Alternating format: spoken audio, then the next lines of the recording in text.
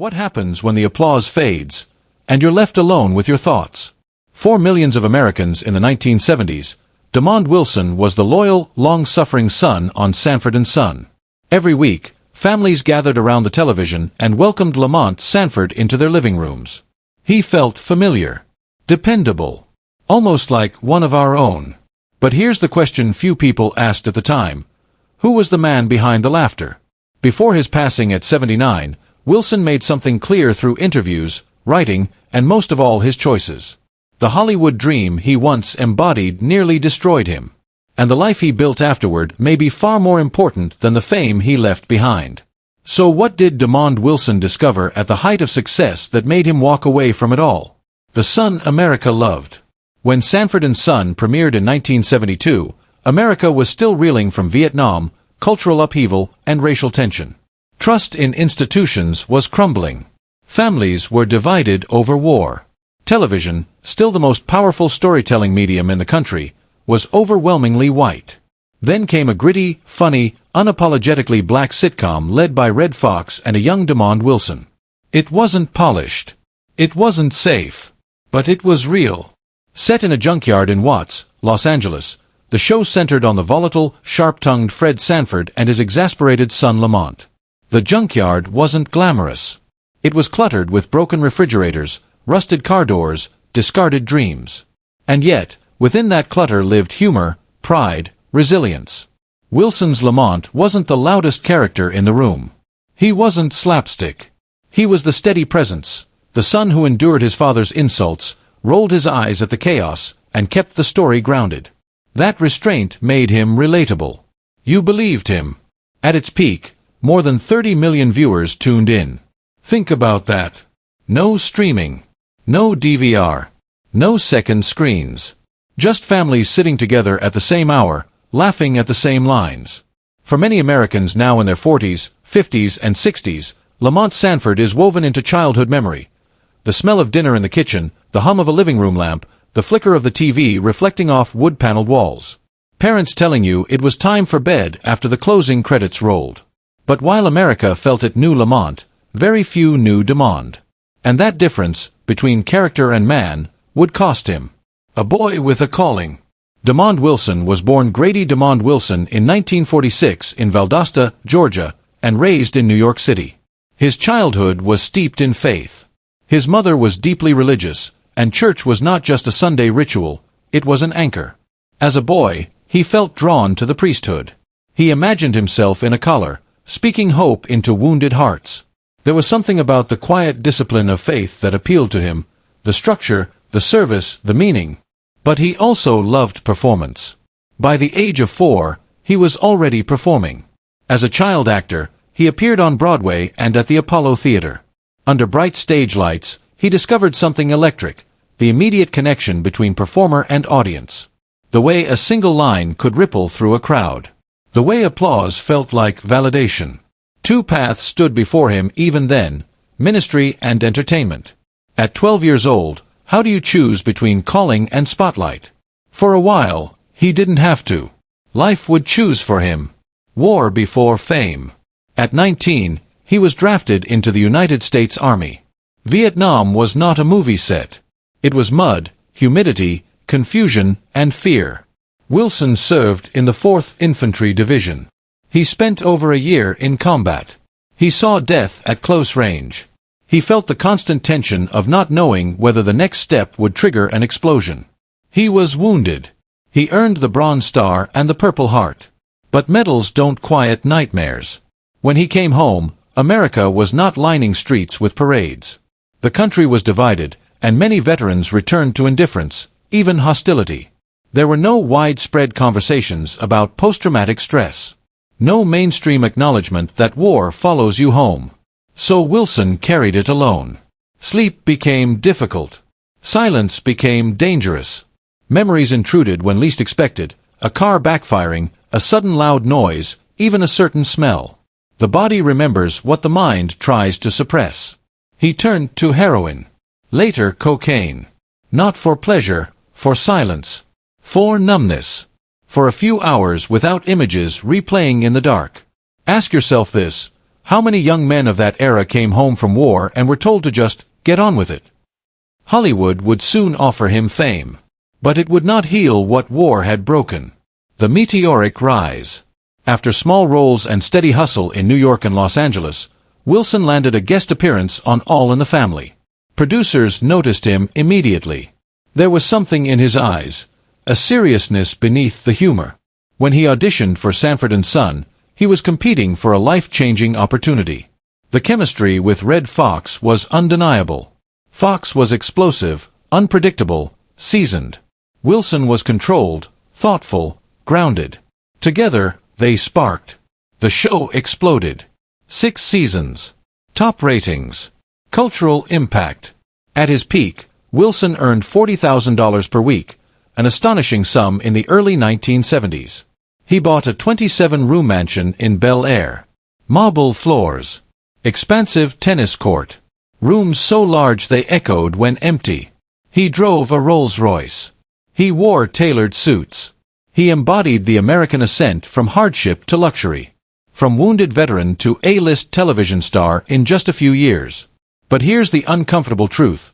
Success can magnify whatever you haven't healed. Behind the mansion gates, addiction deepened. Cocaine became routine. He later admitted spending around $1,000 a week on it. Parties blurred into mornings. Laughter felt louder, but emptier. His marriage strained under infidelity and ego. The applause on set did not follow him home. He once confessed, "The more money I made, the more my life fell apart." How many people discover too late that achievement and fulfillment are not the same thing? A mask that wouldn't come off. Playing Lamont required precision. The timing. The expressions. The eye rolls. America expected consistency. But over time, Wilson began to feel trapped by the character. When fans saw him in public, they didn't see Demond, they saw Lamont. They expected jokes. They expected exasperation. They expected a son perpetually reacting to his father's antics. Have you ever felt defined by a role you outgrew? He was grateful for the opportunity. He respected the platform.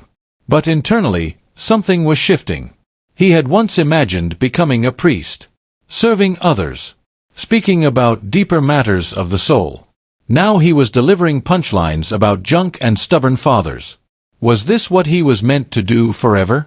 Betrayal and disillusionment. In 1974, Red Fox abruptly left the show during a salary dispute.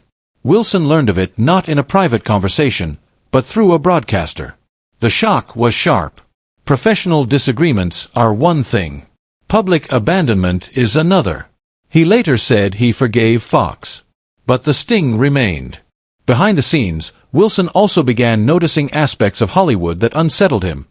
Financial manipulation, unstable alliances, egos driving decisions, promises made and broken.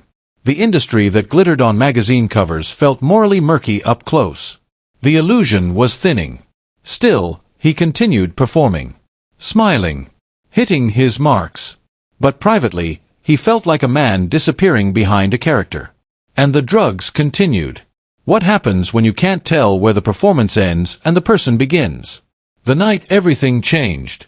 In May 1982, the turning point came. Wilson stood alone on the tennis court of his Bel Air mansion. The sky above was vast and indifferent. The house, once a symbol of triumph, felt cavernous. His wife was in the hospital. Friends who usually filled the rooms were absent. The quiet was overwhelming. No audience. No applause. No script. Just a man confronting himself. He walked across the court slowly, the echo of his own footsteps unsettling. The mansion lights glowed behind him, but they didn't warm him. For the first time, he felt the full weight of isolation that fame had masked. He fell to his knees and prayed. Not a polished prayer. Not a rehearsed one. A desperate one.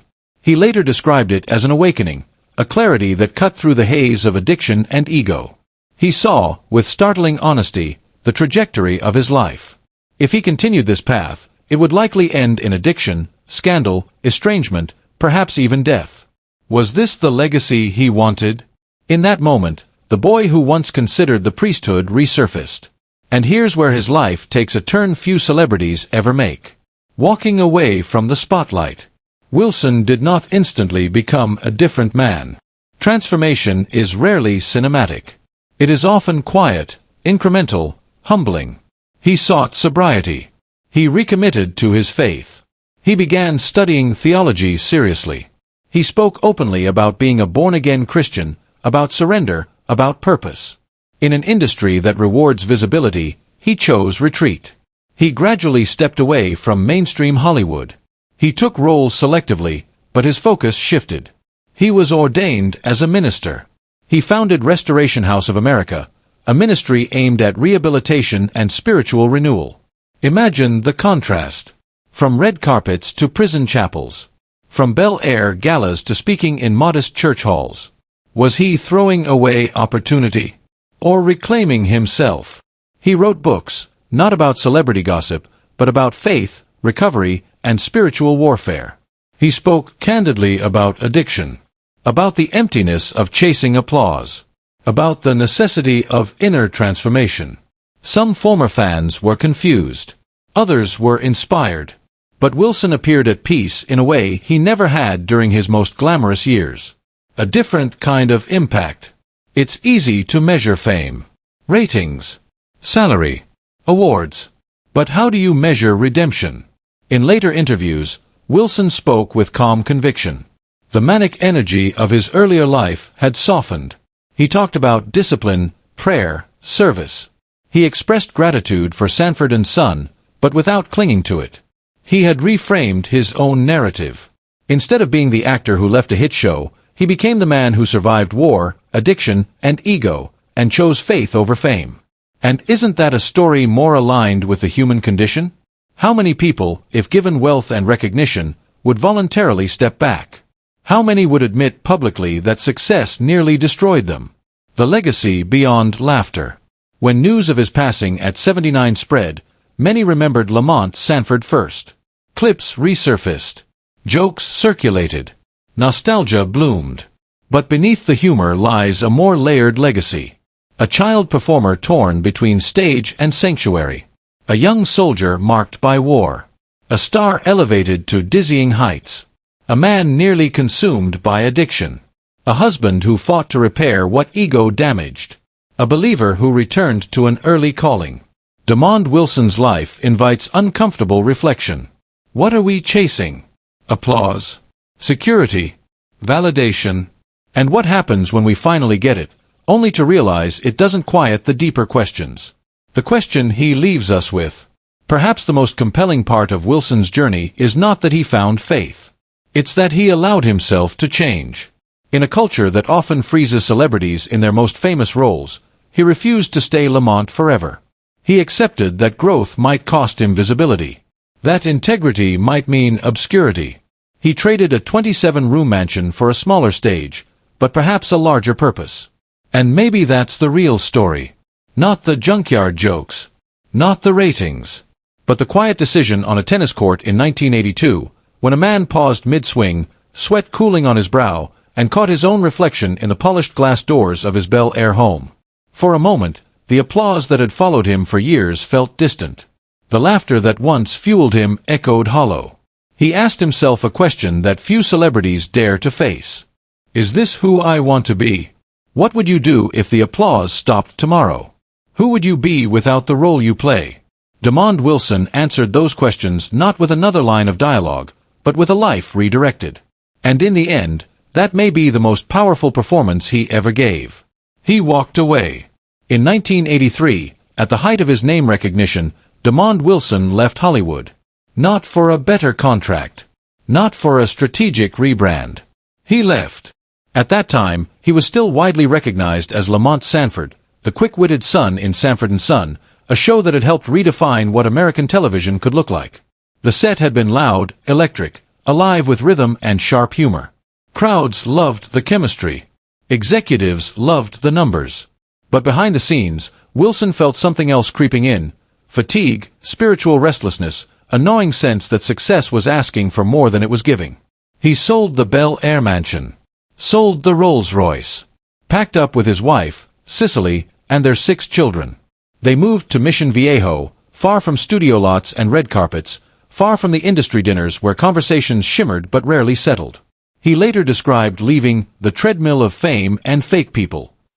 Imagine that decision. When your name still holds commercial value. When offers are still coming.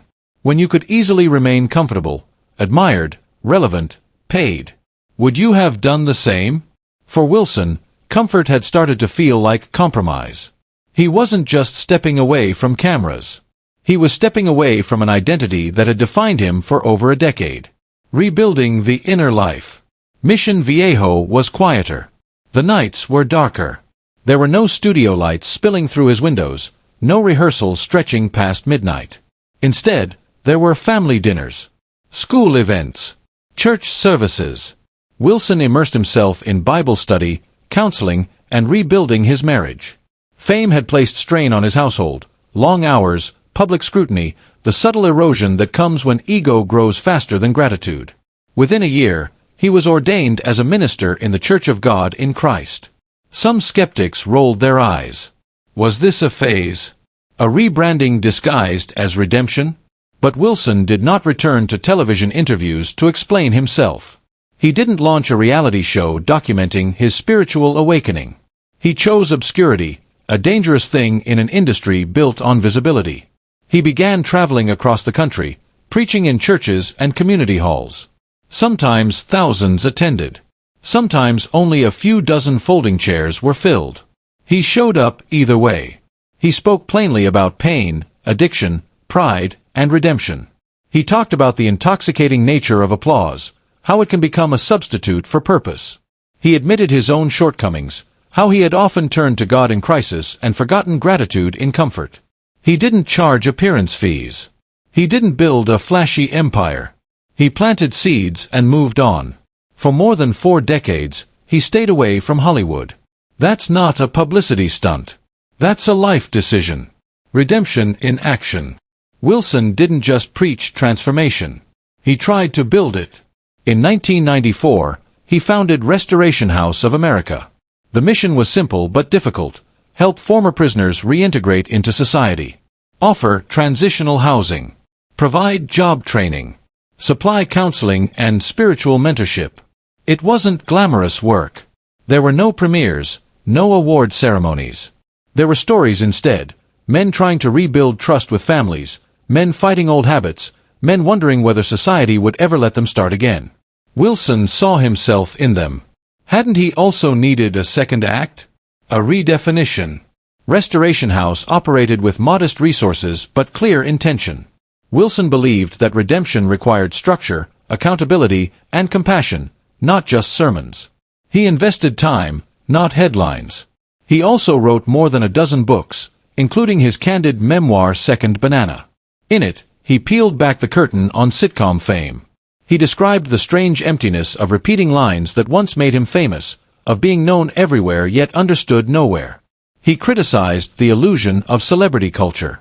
He warned that fame can erode character if faith and family aren't firmly rooted. Was he perfect? No. He admitted his ego had flared. He admitted he sometimes mistook popularity for worth. He acknowledged that leaving Hollywood didn't automatically erase flaws. But he kept choosing the harder path. And that consistency, not a single dramatic moment, defined his later life. The weight of a dual identity. For many Americans, he would always be Lamont Sanford, the sarcastic, sharp-tongued foil to Red Fox's bombastic Fred. The junkyard set, the battered truck, the rhythm of their arguments, it became cultural shorthand for a certain era of television. But Wilson himself no longer lived inside that script. Imagine carrying a character the world refuses to release. Imagine being approached in grocery stores decades later, not as yourself, but as someone you once portrayed. Does fame ever truly let you go? Wilson seemed to accept that Lamont would always follow him, but he refused to let that be the final chapter. He focused on his marriage. Nearly 52 years with Cicely. In an industry where relationships often collapse under pressure, theirs endured. They raised 6 children, weathered financial shifts, endured criticism and doubt. He considered seeing his grandchildren a greater reward than any trophy. What does success look like when the cameras are off? The final years. By early 2026, Prostate cancer had overtaken his body. The disease moved quietly at first, then relentlessly. Those who visited him described a man physically weakened but spiritually steady. There was no dramatic final interview. No farewell special. He had already said what he needed to say, through decades of consistent living. When he passed away peacefully on January 30th, 2026, the headlines remembered the sitcom. The laughter. The cultural milestone. But those who knew him personally remembered something else. A man who had stepped away when staying would have been easier. A man who traded applause for peace. A dual legacy. Lamont Wilson leaves behind two legacies. The first is cultural. Sanford and Son proved that a sitcom led by black actors could dominate national ratings. It opened doors. It shifted representation. Lamont Sanford remains a beloved character in American television history. The second legacy is personal. A man who had everything the world celebrates chose something quieter. Faith over fame. Family over fortune. Service over spotlight. 4 veterans wrestling with identity after service. 4 addicts fighting private battles. For men who feel trapped by expectations they never consciously chose. His story carries weight.